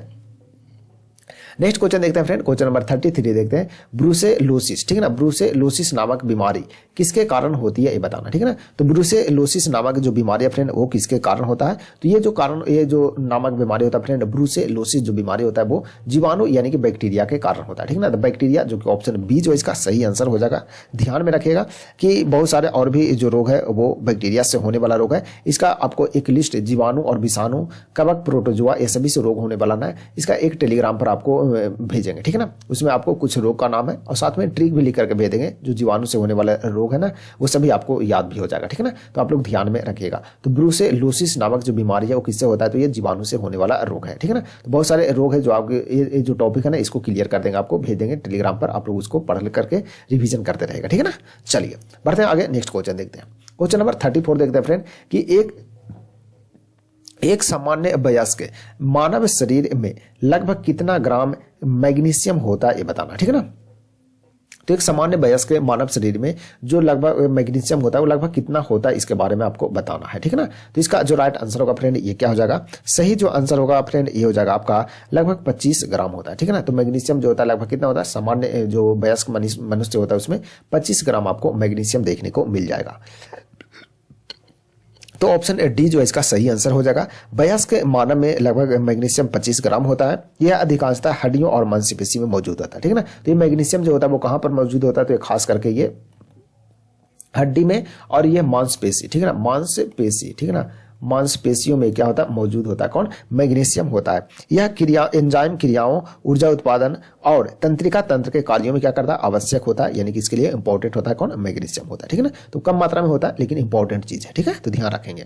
नेक्स्ट क्वेश्चन देखते हैं 35 फ्रेंड, सूक्ष्म जीव मृत पौधे, ठीक है ना, सूक्ष्म जीव मृत पौधे से किसका उत्पादन करने के लिए कार्य करते हैं ये बताना, ठीक है ना। तो सूक्ष्म जीव मृत पौधे से किसका उत्पादन करने के लिए कार्य करते हैं ये बताना है। सही जो उत्तर होगा फ्रेंड ये हो जाएगा आपका ह्यूमस, ठीक है ना, ह्यूमस जो ऑप्शन डी जो इसका राइट आंसर हो जाएगा। तो इसे भी ध्यान में रखेगा। सूक्ष्म जीव जो मृत पौधे और जानवरों को अवघटित कर करके क्या बनाता है, तो ह्यूमस बनाते हैं, ठीक है ना। तो सूक्ष्म जीव होते हैं यानी कि जो छोटे छोटे जीव रहते हैं जैसे कवक बैक्टीरिया वगैरह जो होता है ना, ये सभी जो होता है यानी कि छोटे छोटे होते हैं ना सूक्ष्म जीव जो होते हैं यानी कि पिल्लू जिसको बोलते हैं, तो वो सभी क्या करता है वो ह्यूमस बनाते हैं, ठीक है ना। ह्यूमस मिट्टी की उर्वरता को क्या करता है बढ़ाता है और जल धारण की क्षमता को क्या करता है सुधारता है। यह जैविक पदार्थों को समृद्ध काला पदार्थ होता है, ठीक है ना। ये जैविक पदार्थ को क्या करता है महत्वपूर्ण योगदान करता है उसमें, ठीक है ना। तो सूक्ष्म जीव भी जो होते हैं ना बहुत काम के जीव होते हैं, जबकि क्या होता है उसमें जो कोई बड़े बड़े चीज रहता है उसको क्या करता है वो अपघटित करने का काम जो करता है वो सूक्ष्म जीव ही करता है, ठीक है ना। तो इस प्रकार से इसको ध्यान में आप लोग रखेंगे, ठीक है। चलिए बढ़ते हैं आगे, next question number 36 friends, amoeba में भोजन का पाचन किससे होता है, ठीक है ना। तो अमीबा में जो भोजन का पाचन होता है फ्रेंड वो किस प्रकार से होता है, कैसे होता है, यह बारे में इसके बारे में आपको बताना है। सही जो आंसर होगा ये कैसे हो क्या हो जाएगा, सही जो आंसर होगा फ्रेंड आपका भोजन रसधानी, ठीक है ना। भोजन रसधानी के द्वारा जो है वो अमीबा में भोजन का क्या होता है, पाचन होता है, ठीक है ना। तो इस प्रकार से इसको आप लोग ध्यान में रखेंगे, ठीक है। ऑप्शन ए जो इसका राइट आंसर हो जाएगा, ठीक है। चलिए माइटोकॉन्ड्रिया को क्या बोलते हैं, तो पावर हाउस ऑफ सेल कहा जाता है, यानी कि पावर हाउस ऑफ सेल यानी कि कोशिका का पावर हाउस इसको कहा जाता है, किसको, माइटोकॉन्ड्रिया को कहा जाता है, ठीक है ना। तो इस प्रकार से इसको भी ध्यान रखेगा, बहुत बार क्वेश्चन ये भी बन जाता है, ठीक है। तो जो भी इंपॉर्टेंट पॉइंट आता है मेरे दिमाग में जो भी आता है मैं सब रिवीजन कराते हुए चलता हूँ, ठीक है ना। बाकी आपको कोई समस्या हो दिक्कत हो तो आप लोग कमेंट बॉक्स में कमेंट जरूर कीजिएगा, ठीक है ना। दोस्तों के साथ में शेयर भी जरूर कीजिएगा आप लोग ना। चलिए नेक्स्ट 37 देखते हैं फ्रेंड कि जल के पुनः अवशोषण में किस हार्मोन की भूमिका महत्वपूर्ण होती है। तो जल के पुनः अवशोषण करने में कौन सा हार्मोन है जिसका महत्वपूर्ण भूमिका होता है ये बताना है। सही जो आंसर है फ्रेंड ये क्या हो जाएगा, सही आंसर हो जाएगा फ्रेंड आपका ऑप्शन ए यानी कि बेसोप्रेसिन, ठीक है ना। बेसोप्रेसिन जो है क्या है, तो एक हार्मोन है जो कि जल के पुनः अवशोषण करने में क्या करता है, महत्वपूर्ण भूमिका निभाता है, जो कि ऑप्शन ए जो इसका सही आंसर हो जाएगा, ठीक है ना। बेसोप्रेसिन या फिर इसको क्या बोलते हैं, एंटी डायूरेटिक हार्मोन भी इसको एडीएच भी कहा जाता है, ठीक है ना। एडीएच भी इसको कहा जाता है यानी कि एंटी डायूरेटिक हार्मोन इसको कहा जाता है, जो कि हाइपोथैलेमस के द्वारा निर्मित होता है। किसके द्वारा, हाइपोथैलेमस के द्वारा बॉडी में निर्मित होता है। यह गुर्दे यानी कि किडनी में जल का पुनः अवशोषण को बढ़ाता है, जिससे जल में क्या होता है, जिससे बॉडी में जल का जो संतुलन है ना वो बना हुआ रहता है, ठीक है ना। तो ये किसके कारण होता है, तो एडीएच के कारण होता है, यानी कि बोले तो बेसोप्रेसिन या फिर इसका एक और अन्य नाम है एंटी डायूरेटिक हार्मोन, ठीक है ना। चलिए यहाँ पर लिख देते हैं एंटी डायूरेटिक हार्मोन, ठीक है ना। एंटी डायूरेटिक हार्मोन, ठीक है ना। इसका अन्य नाम है, दूसरा नाम इसी को क्या बोलते हैं, शॉर्टकट में एडीएच कहा जाता है, ठीक है ना। तो इस प्रकार से ध्यान में रखें, ये क्या करता है कि किडनी में जो पुनः जल का अवशोषण है उसको बढ़ाता है और बॉडी में जो जल की मात्रा है तो उसको बैलेंस बनाने का काम करता है, ठीक है ना। इस हार्मोन की कमी के कारण क्या होता है, डायबिटीज इंसिपिडस नामक रोग होता है, ठीक है ना। तो इसकी कमी के कारण होता है, ठीक है। तो ध्यान रखेगा ये हार्मोन का नाम है। नेक्स्ट क्वेश्चन देखते हैं फ्रेंड 38 में कि गर्भनाल में कितनी धमनियां होती है ये बताना, ठीक है ना। गर्भनाल में फ्रेंड कितने धमनियां होते हैं, सही आंसर क्या है इसका, सही जो आंसर होगा फ्रेंड ये हो जाएगा आपका 2, ठीक है ना। 2 होता है, तो गर्भनाल में 2 धमनियां होता है, जो कि ऑप्शन बी जो इसका राइट आंसर होगा। ध्यान में रखेगा धमनी 2 होता है और सिरा 1 होता है, यानी कि बोले तो टोटल रक्त वाहिकाएं गर्भनाल में 3 रक्त वाहिकाएं होता है, ठीक है ना। तो रक्त वाहिका बोला जाए, ठीक है, सॉरी रक्त वाहिका बोला जाए तो टोटल कितने होते हैं, 3 होते हैं, जिसमें 2 क्या होते हैं, तो 2 जो होते हैं वो तो होते हैं आपका धमनी, 2 होते हैं क्या, धमनी होता है, और 1 जो होता है वो क्या होता है, सीरा होता है, ठीक है ना। एक क्या होता है, सीरा होता है। तो गर्भनाल में 2 धमनी 1 सीरा यानी कि टोटल बोले तो रक्त वाहिका जो होता है टोटल 3 होते हैं, ठीक है ना। तो आपको ध्यान में रखना है, धमनी भ्रूण में अवशिष्ट पदार्थ मां की ओर ले जाता है। सीरा का काम क्या है, तो ऑक्सीजन और पोषक जो तत्व है वो भ्रूण तक पहुंचाने का काम करता है, यानी कि गर्भनाल में जो छोटे बच्चे रहते हैं उसको ऑक्सीजन और पोषक तत्व पहुंचाने का जो काम करता है वो सीरा करता है, और जो उसका वेस्ट रहता है वो माँ के ओर पहुंचाने का जो काम करता है वो धमनी करता है, ठीक है ना। तो ध्यान रखेंगे। नेक्स्ट क्वेश्चन नंबर 39 बढ़ते हैं फ्रेंड कि निम्नलिखित में से कौन सा मेडुला ऑम्बलागेंटा, ठीक है ना, का कार्य नहीं है, ठीक है ना। तो मेडुला ऑम्बलागेंटा का कार्य जो है वो कौन नहीं है ये बताना है। तो सही जो आंसर होगा ये क्या हो जाएगा फ्रेंड, सही आंसर होगा आपका उपापचय का नियंत्रण करना, ये जो है वो मेडुला ऑम्बलागेंटा का कार्य नहीं है, ठीक है ना। मेडुला ऑम्बलागेंटा जिसका मस्तिष्क के तना का हिस्सा है, ठीक है ना। ये किसका हिस्सा है, तो मस्तिष्क के तना का हिस्सा है, ठीक है ना। इसका जो उपापचय और नियंत्रण हाइपोथैलेमस और अंतःस्रावी ग्रंथि करता है, ठीक है ना। तो इसको ध्यान में आप लोग रख सकते हैं। यह हृदय गति श्वसन और रक्तचाप को नियंत्रित करता है, कौन करता है, तो मेडुला ऑम्बलागेंटा करता है, ठीक है ना। तो ध्यान में आप लोग रख सकते हैं सभी पॉइंट को। नेक्स्ट क्वेश्चन देखते हैं आगे, क्वेश्चन नंबर 40 ऑटो वान गुएरिके, ठीक है ना। ऑटो वान गुएरिके 17वीं शताब्दी में किस आविष्कार के लिए प्रसिद्ध व्यक्ति थे ये बताना है। तो इसका जो राइट आंसर होगा फ्रेंड ये क्या हो जाएगा, 1 मिनट थोड़ा सा ऊपर कर लेता हूं। तो ऑटोबान गुएरिके, ठीक है ना, 17वीं शताब्दी में किस आविष्कार के लिए प्रसिद्ध व्यक्ति थे ये बताना है। तो सही जो आंसर होगा फ्रेंड क्या हो जाएगा, सही आंसर हो जाएगा आपका वायु पंप के लिए, ठीक है ना। वायु पंप बोले तो एयर पंप के लिए प्रसिद्ध थे, जो कि ऑप्शन बी जो इसका राइट आंसर हो जाएगा, ठीक है ना। तो ये 17वीं शताब्दी में ऑटोबान गुएरिके के द्वारा आविष्कार किया गया था। उन्होंने मैग्डेबर्ग, ठीक है ना, हेमोस्फेयर प्रयोग से निर्वात यानी कि भैकम का प्रदर्शन किया था, ठीक है ना। तो ध्यान आप लोग रख सकते हैं इस पॉइंट को। नेक्स्ट क्वेश्चन नंबर 41 है फ्रेंड कि अल्पावधि, ठीक है ना, अल्पावधि में भूमि के भिन्न किसी अन्य उत्पादन के द्वारा अर्जित अधिशेष को कहते हैं, ठीक है ना। तो अल्पावधि में भूमि के भिन्न किसी अन्य उत्पादन द्वारा अर्जित अधिशेष को क्या कहा जाता है ये बताना है। तो इसको क्या बोलते हैं फ्रेंड, तो उसको आर्थिक लगान कहा जाता है, जो कि ऑप्शन ए जो इसका राइट आंसर हो जाएगा। आर्थिक लगान यानी कि इकोनॉमिक रेंट, ठीक है ना, उसको क्या बोलते हैं इंग्लिश में इकोनॉमिक रेंट बोलते हैं। वह अतिरिक्त आय है जो भूमि या फिर किसी उत्पादन के कारक, ठीक है ना, उसको क्या होता है सामान्य प्रतिफल से अधिक मिलता है, उसको क्या बोलते हैं आर्थिक लगान कहा जाता है, ठीक है ना। तो इसको ध्यान में रख सकते हैं आप लोग, ठीक है ना। यह अल्पावधि में उत्पन्न अधिशेष है। यह अवधारणा जो है वो डेविड रिकार्डो, ठीक है ना, डेविड रिकार्डो के द्वारा दिया गया था, ठीक है ना। यानी कि ये जो अर्जित अधिशेष है ना, यानी कि आर्थिक लगान जो है ये जो दिया गया था, अवधारणा जो दिया गया था वो डेविड रिकार्डो, ठीक है ना, डेविड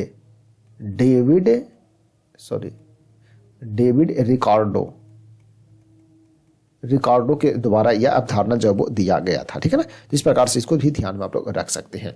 नेक्स्ट क्वेश्चन नंबर 42 देखते हैं फ्रेंड, क्या है अंतर्राष्ट्रीय मुद्रा कोष यानी कि IMF निम्न में से किस सम्मेलन की देन है ये बताना, ठीक है ना। तो अंतर्राष्ट्रीय मुद्रा कोष कौन से सम्मेलन की देन है, यानी कि कौन से सम्मेलन में इसका जो गठन हुआ था ये आपको बताना है। सही आंसर हो गया आपका ब्रेटन वुड्स सम्मेलन, जो कि ऑप्शन डी जो इसका सही आंसर होगा फ्रेंड। ब्रेटन वुड्स सम्मेलन जो कि आपका हुआ था 1944 में, और इसी के द्वारा इसका गठन किया गया था। कहाँ गठन हुआ था, USA यानी कि अमेरिका की राजधानी कहा था वाशिंगटन DC, ठीक है ना। ये क्या है तो अंतर्राष्ट्रीय मुद्रा कोष यानी कि इंटरनेशनल मॉनेटरी फंड इसको बोला जाता है। और इसका जो हेड क्वार्टर है फ्रेंड यानी कि IMF का आपका हेड क्वार्टर जो है आपको कहाँ मिलेगा, तो ये आपको वाशिंगटन में देखने को मिलेगा, वाशिंगटन, ठीक है ना, वाशिंगटन में देखने को मिलेगा, वाशिंगटन DC में, यानी कि डिस्ट्रिक्ट ऑफ कोलंबिया इसका फुल फॉर्म होता है, ठीक है।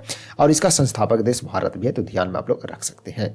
नेक्स्ट क्वेश्चन नंबर 43 देखते हैं कि निम्न में से किसे चिपको आंदोलन के व्यवहारिक पक्ष के रूप में जाना जाता है, ठीक है ना। तो चिपको आंदोलन के व्यवहारिक पक्ष के रूप में जो है वो किसको जाना जाता है ये बताना है फ्रेंड। सही आंसर हो जाएगा आपका श्रीमती गौरा देवी, ठीक है ना, श्रीमती गौरा देवी, जो कि ऑप्शन बी जो है फ्रेंड इसका राइट आंसर हो जाएगा, ठीक है ना। 1974 में यानी कि 1974 में उत्तराखंड जो कि पहले उत्तर प्रदेश में था लेकिन अब तो वर्तमान में उत्तराखंड एक अलग स्टेट बन गया, ठीक है ना। वहां पर रैनी गांव में गौरा देवी ने महिलाओं के साथ पेड़ों में क्या हो गया था चिपक गए थे, जो कि कटाई हो रहा था ना, पेड़ों की काट रहा था, तो उसमें क्या हो गया पेड़ में लोग चिपक गए थे, ठीक है ना। उसी से नाम पड़ा इसका चिपको आंदोलन, ठीक है ना, उसी से क्या नाम पड़ा इसको चिपको आंदोलन, जो कि देश में क्या हो रहा था अत्यधिक वनों की कटाई को रोकना था और पक्षियों के पर्यावरण का संरक्षण करना था इसीलिए, ठीक है ना। तो चिपको आंदोलन वहीं से चला था और इसमें महत्वपूर्ण भूमिका निभाई थी श्रीमती गौरा देवी, ठीक है ना। तो ध्यान में आप लोग रख सकते हैं। नेक्स्ट क्वेश्चन देखते हैं फ्रेंड 44 नंबर, लानोज एवं कंपोज घास किस बायोम के अंतर्गत आते हैं, ठीक है ना। तो लानोज एवं कंपोज घास किस बायोम के अंतर्गत आता है ये बताना है। सही जो आंसर होगा फ्रेंड ये होगा शीतोष्ण बायोम, ठीक है ना, शीतोष्ण बायोम के अंतर्गत आएगा, जो कि ऑप्शन बी जो इसका राइट आंसर हो जाएगा। तो लानोज और कंपोज जो घास है फ्रेंड ये आपको दक्षिण अमेरिका में देखने को मिलेगा। कहाँ पर मिलेगा, तो ये जो घास के मैदान है ये आपको कहाँ मिलेगा, दक्षिण अमेरिका में आप महाद्वीप में आपको देखने को मिलेगा, जो कि एक घास का स्थल है जो कि आपको यहीं पर देखने को मिलेगा। शीतोष्ण घास का स्थान है ये, ठीक है ना। तो इस प्रकार से ध्यान रखेगा। और यह जो क्षेत्र है जो घास का मैदान है यहाँ पर पशुपालन के लिए यह फेमस है, ठीक है ना। चलिए नेक्स्ट क्वेश्चन देखते हैं आगे, थोड़ा सा आगे बढ़ा लेता हूँ 45 की ओर। हाँ 45 में देखिए कि निम्नलिखित में से कौन सा टेरिस्ट्रियल, ठीक है ना, टेरिस्ट्रियल बायोम का उदाहरण है ये बताना फ्रेंड, ठीक है ना। तो टेरिस्ट्रियल बायोम का उदाहरण कौन है, सही आंसर क्या है, सही आंसर हो जाएगा आपका टैगा, ठीक है ना, टैगा, जो कि ऑप्शन ए जो इसका राइट आंसर हो जाएगा, यानी कि टैगा बम, ठीक है ना। तो टैगा बायोम जो है क्या है, शीतोष्ण शंकुधारी वन जिसको कहा जाता है, ठीक है ना। टैगा जो वन है उसको क्या बोलते हैं, शीतोष्ण, ठीक है ना, शीतोष्ण शंकुधारी, ठीक है ना, शंकुधारी वन इसको कहा जाता है, ठीक है ना। तो इस प्रकार से इसको ध्यान में रखेगा। और पृथ्वी पर सबसे बड़ा स्थलीय बायोम यही है, ठीक है ना। पृथ्वी पर सबसे बड़ा जो स्थलीय बायोम है, सबसे बड़ा, ठीक है ना, सबसे बड़ा जो बायोम है फ्रेंड वो कौन है, तो यही है सबसे बड़ा बायोम कौन है, तो टेरिस्ट्रियल बायोम है, ठीक है ना। तो इसको भी ध्यान में आप लोग रख सकते हैं। ये मुख्य रूप से आपको कनाडा, रूस और उत्तरी यूरोप में आपको देखने को मिल जाएगा। इसमें लंबी पेड़े जो पाए जाते हैं वो जैसे चीड़ का पेड़ हो गया, ठीक है ना, फर का पेड़ हो गया, ये आपका एग्जाम्पल देखने को मिल जाएगा इसका, ठीक है। तो ध्यान रखेंगे। नेक्स्ट क्वेश्चन नंबर 46 है कि G20 के 18वें सम्मेलन का आदर्श वाक्य मोटो यानी कि मोटो क्या है ये बताना, ठीक है ना। तो G18 का जो G20 का जो 18वां सम्मेलन हुआ उसका जो मुख्य जो मोटो है यानी कि आदर्श जो वाक है वो क्या है ये बताना है। तो सही आंसर होगा फ्रेंड आपका एक पृथ्वी, एक परिवार, एक भविष्य, ठीक है ना, यानी कि सब एक एक होना चाहिए। तो ऑप्शन ए जो इसका सही आंसर हो जाएगा, तो ध्यान में रखेगा। और ये जो G20 सम्मेलन हुआ कब हुआ था? 18वां सम्मेलन जो हुआ 2023 में हुआ था, जो कहाँ पर हुआ? तो न्यू दिल्ली में, ठीक है ना। कहाँ हुआ? नई दिल्ली में हुआ। कहाँ हुआ? नई दिल्ली में, भारत में, ठीक है ना। तो इस प्रकार से इसको ध्यान में रखेगा। एक पृथ्वी, एक परिवार और एक भविष्य जो है इसका क्या है? तो इसका मुख्य जो है वो मोटो है, ठीक है ना। तो ध्यान में रखिएगा। नेक्स्ट क्वेश्चन देखते हैं फ्रेंड, क्वेश्चन नंबर आपका 47 की ओर आप बढ़ते हैं। 47 नंबर क्वेश्चन में देखते हैं क्या है, एक मिनट। मानव विकास सूचकांक, जिसको HDI बोला जाता है, ह्यूमन डेवलपमेंट इंडेक्स, इसका फुल फॉर्म होता है, ठीक है ना। मानव विकास सूचकांक का निम्नलिखित में से कौन सा एक आयाम नहीं है ये बताना, ठीक है ना। यानी कि मानव विकास सूचकांक में कौन एक आयाम जो है वो नहीं माना जाता है। तो पहला में कथन में पहला जो ऑप्शन है उसमें लंबा एवं स्वस्थ जीवन जीने की क्षमता, दूसरा ज्ञानार्जन की क्षमता, तीसरा है अच्छा जीवन स्तर प्राप्त करने की क्षमता, चौथा स्वच्छ पर्यावरण की प्राप्ति या फिर पहुंच योग्यता, ठीक है ना। तो इसमें कौन जो वो इसके अंतर्गत नहीं आता है, यानी कि HDI को इसमें कौन सा है जो आयाम है यानी कि पैमाना है वो नहीं लिया जाता है मापने के लिए, ठीक है ना। तो इसका जो सही आंसर होगा फ्रेंड ये हो जाएगा आपका स्वच्छ पर्यावरण की प्राप्ति या फिर पहुंच हेतु योग्यता, ये इसमें नहीं आता, ठीक है ना। यानी कि HDI के अंतर्गत ये नहीं आता है। बाकी सभी आपका आता है, जैसे जीवन प्रत्याशा कम निकलेगा। टोटल 3 इसका कैटेगरी 3 जो है वो उसका इंडेक्स है, तीनों को ध्यान में रखना है। 3 आयाम है यानी कि 3 पैमाना है। जैसे पहला हो गया आपका क्या, लंबा एवं स्वस्थ जीवन जीने की क्षमता रहेगा, तभी HDI यानी कि मानव विकास सूचकांक मिल पाएगा। ज्ञानार्जन की क्षमता रहेगा, यानी मानव है तो कितना ज्ञान है तभी क्षमता निकल पाएगा उसका। अच्छा जीवन स्तर प्राप्त करने की क्षमता रहेगा तभी आपको HDI निकल पाएगा। यानी कि टोटल 3 है, तो तीनों ध्यान में रखेगा आपको, ठीक है ना। UNDP यानी कि संयुक्त राष्ट्र डेवलपमेंट प्रोग्राम के द्वारा ये जो है HDI प्रकाशित किया जाता है, ठीक है ना। HDI जो UNDP, ठीक है ना, यूनाइटेड नेशन डेवलपमेंट प्रोग्राम के द्वारा क्या ये HDI जो सूचकांक है वो निकाला जाता है, ठीक है। तो ध्यान में रखिएगा। नेक्स्ट क्वेश्चन नंबर 48 देखते हैं फ्रेंड। गहन जिला कृषि कार्यक्रम IADP को किस वर्ष प्रारंभ किया गया था ये बताना है। तो गहन जिला कृषि कार्यक्रम किस वर्ष प्रारंभ हुआ था ये बताना है। तो सही जो आंसर होगा इसका क्या होगा, सही आंसर होगा 1961 1962 के टाइम में, ठीक है ना, यानी कि 1961-62 के टाइम में। तो ऑप्शन बी जो है इसका सही आंसर होगा। और 1962 में भारत चाइना के बीच में युद्ध भी हुआ था, तो इसे भी आप लोग ध्यान में रख सकते हैं कि गहन जिला कृषि कार्यक्रम किस वर्ष हुआ था, 1961-62 में हुआ था, ठीक है ना। इसका उद्देश्य क्या था, तो चयनित जिलों में कृषि उत्पादन को बढ़ाना, ठीक है ना। जो जिला है उसको चयन किया गया था, उसमें क्या किया गया था, उसमें उत्पादन को बढ़ाना, और यह जो है वो हरित क्रांति की पूर्व भूमिका के रूप में बना रहा, ठीक है ना। यानी कि पहले जो जैसे भारत में हरित क्रांति तो 1966 के अंतर्गत में टाइम में आया, लेकिन उससे पहले जो है वो यही काम हुआ था कि पूरे देश में जिला जो है उसको नोट किया गया था कि कौन से जिला में उत्पादन जो है वो कम रहा है, और उसमें क्या करना है कि उसमें उसी के लिए गहन जिला कृषि कार्यक्रम चलाया गया था, क्योंकि 1962 में चलाया गया। जो डिस्ट्रिक्ट है ना उसको क्या गया, नोट किया गया, और उसमें कृषि का उत्पादन को बढ़ाने के लिए ये प्रोत्साहन दिया गया था, ठीक है ना। इसमें आधुनिक बीज, उर्वरक, सिंचाई को जो टेक्नोलॉजी है उसको प्रोत्साहन किया गया था, जहां पर कम हो रहा था जौन से डिस्ट्रिक्ट में पूरे देश में उसको वहां पर, ठीक है ना। तो पहले जो 1966-67 में हरित क्रांति नहीं था, उसके पहले जो है वो यही काम कर रहा था, गहन जिला कृषि कार्यक्रम, ठीक है ना। तो इसको ध्यान में रख सकते हैं आप लोग। नेक्स्ट क्वेश्चन नंबर 49 देखते हैं फ्रेंड क्या है। क्वेश्चन नंबर 49 में